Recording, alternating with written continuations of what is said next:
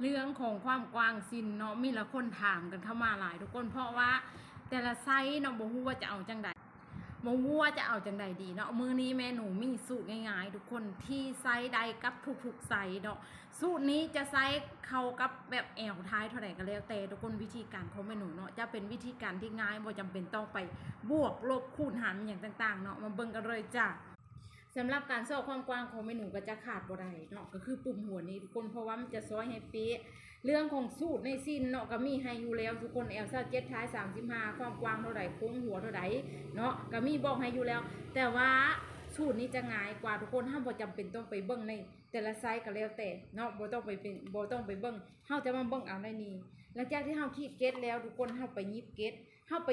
แล้วเฮาจะแทกแอวขึ้นเนาะตามสูตรที่แม่หนูบอกทุกคนได้เอามาเท่าใดแล้วก็คือเอาแอวหารใน2แล้วลบให้เครื่องนิ้วได้เท่าใดแล้วมาคัดเบิ่งเนาะตามนี้เลยยิบเกตแล้วแทกแอวจากหัวเกตใหญ่หาหัวเกตใหญ่มีเสือกเม็ดให้เบิ่งแปะให้เบิ่งคักแน่เนาะเกตตัวใดหาตัวใดหลังจากนั้นเฮาแทกแล้วเนาะเฮาได้ตามที่สูตรแม่หนูแนะนำแล้วปืดมาเบิ่งหน้าต่อไปได้เลยก็คือเอาเข็มมุดมาคัดกันแล้วปลายเบิ่งเนาะลูกค้านุ่งเบิ่งขวาจับเกตข้างซ้ายเกตใหญ่เกตใหญ่ข้างซ้ายจับมาด้านนี้มาจับเกตใหญ่ข้างขวาปลายไปเลยนี่แบบนี้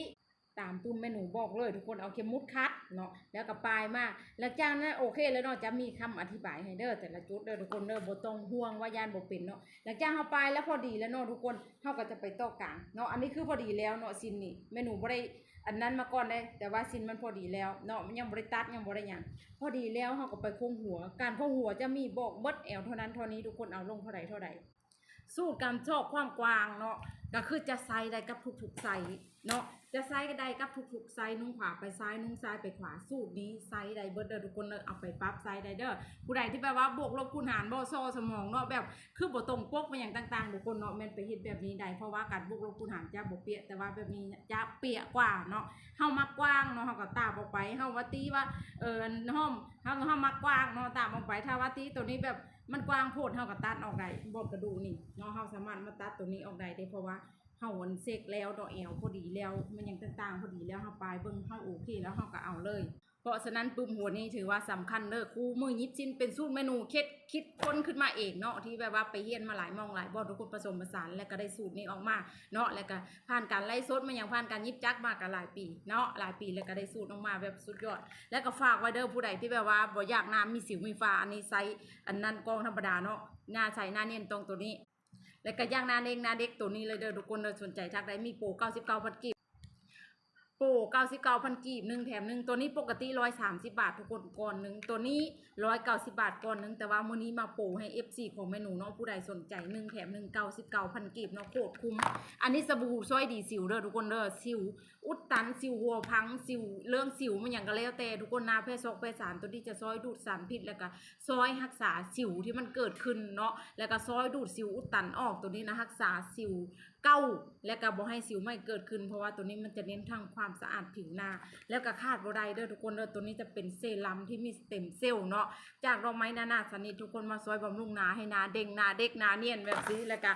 34ทุกคนผู้หญิงเฮาต้องได้บำรุงได้เนาะยิบเครื่องเงินอยู่ซ่านเนาะเฮาจะเฮ็ดแต่เวียกกับบ่ได้ทุกคนหาเงินแน่ก็ต้องบำรุงตัวเองนำตัวนี้คือตัวที่บำรุงดูแลภายในเด้อทุกชิ้นที่แม่หนูมารีวิวคือแม่หนูใส่เองเนาะตัวนี้ก็ใส่มาปีปลายแล้วตัวนี้ก็ใส่มาปีปลายคือกันทุกคนตัวนี้กินมา 2-3 ปีแล้วเนาะเพราะว่าผู้หญิงเฮาต้องมีตัวช่วยถ้าบ่กินตัวนี้ทุกคนอกก็บ่ฟูหูก็บ่ฟิตช่องคลอดก็หลวมเนาะหอยก็เหม็นหอยก็เน่ากินตัวนี้แล้วเบาตนเบาตัวอันช่องคลอดก็ฟิตทุกคนกินก็บ่เหม็นเนาะแล้วก็เฮาก็เบาตนเบาตัวอีกเฮ็ดเวียกก็บ่เจ็บหลังเจ็บแอวเด้อฝากไว้ในผู้หญิงเฮาต้องกิน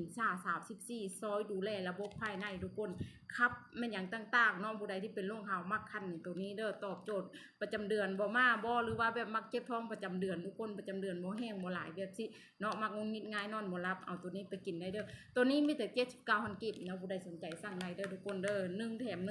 165,000เนาะ1แถม1ไม่แหละ165,000กีบทุกคนผู้ใดสนใจสั่งได้เด้อส่งให้ทั่วโลกเนาะทุกคนเนาะผู้ใดอยากได้ก็ได้ฝากอุดหนุนเมนูเด้อทุกคนเด้ออยากสวยอยากใสแบบสีเนาะโอ้ยนะยิบเครื่องได้เฮ็ดหน้าได้ทุกคนแต่ว่าก็โอเคเนาะที่แบบว่าได้มาเจอสินค้าดีๆแบบนี้